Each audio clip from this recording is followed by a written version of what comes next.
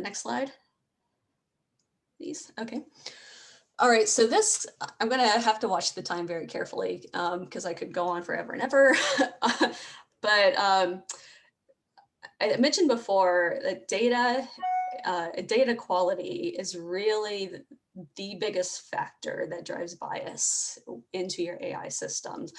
And I don't think the words I put here are by any means complete. I think that we could brainstorm forever and ever about the problems with data and the use of data in AI solutions. So I try to just group them into three major buckets of issues that I see.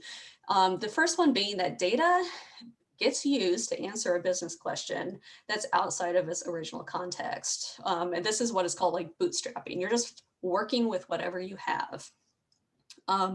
The other common issue, data is collected specifically for the business problem you're trying to solve, but it ends up being low quality or incomplete.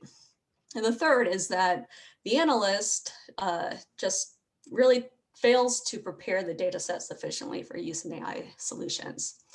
On this first topic, I listed a few different problems that propagate into algorithmic biases, just focusing on the top one. If data that was used to answer some other business question gets used to try to answer another business question, there's a very good chance that you're actually missing that representative data on marginalized demographic groups that might not have been included in the data set in the first place. So a great example of this, if you're a business and you've been collecting data for a long time on your customers, so let's say a credit card company, you, like most companies that kind of entered the big data era, they started with collecting a bunch of their data. They just collected, started in databases, did some analysis on it, but largely they weren't really trying to implement AI solutions early on. And when you think about data that way, like they're really just tracking the individual. They're interested in whether me, Kim, Scott, am I paying my bills on time? Am I a good customer, right? Unfortunately, a lot of these companies started thinking, oh, this is great. We have big data. There's big value in here that we haven't leveraged yet. And they started using all of their customer data to try to identify new ways to get new customers or new ways to discriminate. Like, oh, all these attributes really, here are the people who paid their credit card minimum on time. Here are the people who you did not. And can we use that to make better choices about who we accept in our application?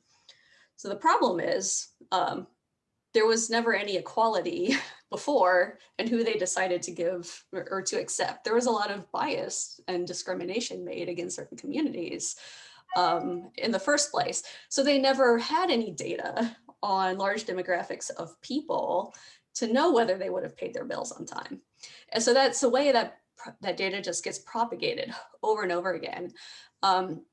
So why does this happen? Well, I like to think about this as like the myth of big data, big value. Like some people assume that just because you have so much information and so much data living on your internal servers, there's got to be gold in those hills. And the truth is, maybe, maybe not. But because of this, leadership are often very reluctant to allocate budget or even sometimes allocate just time to collect data in a proper way that is trying to answer their new business question, because they think, well, we've been spending a lot of money on collecting data and storing data, so we need to leverage what we already have here first. And so this to me, I see as being one of the very big problems when it comes to how you end up with bias in your algorithms.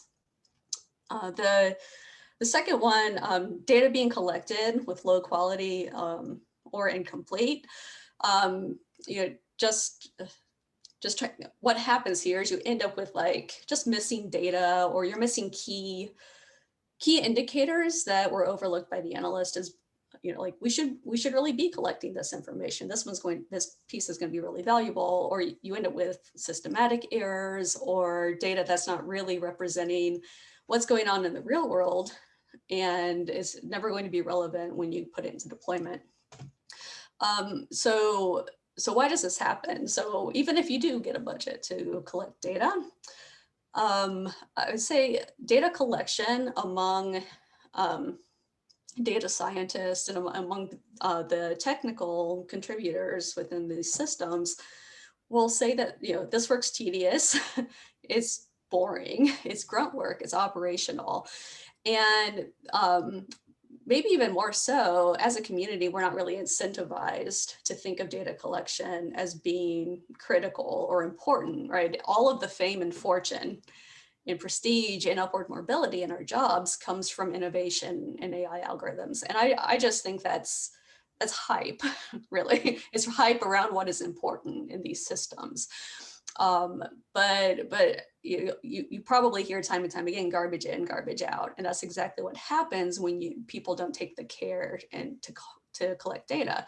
What you usually see is that data collection gets relegated to people who are already overworked, underpaid, they're in the field, and they're just kind of asked to, while you're going about your job, do this additional task to collect data for us.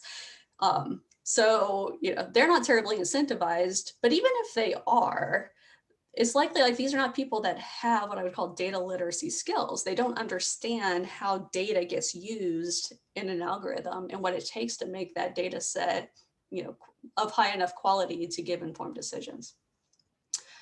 So the last one I'll maybe just cover real quickly, because it's, if an analyst does not prepare their data set sufficiently, how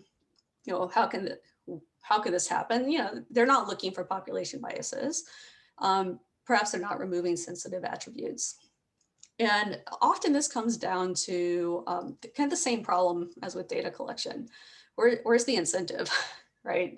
There's nothing, you don't get to write papers and talk at prestigious conferences about the way you prepared your data set. Like that's the part you talk about very little, and you go on and on about the innovation in your algorithms. But on top of that, I think that there's often just a lot of pressure, especially in the startup world, to move fast to get a proof of concept. And so it's, well, here's some data, do something with it fast, build us a quick product that we can demo. And sadly, somewhere along that path, the memo is missed that this thing is a toy. It's not real, and it shouldn't be used in production.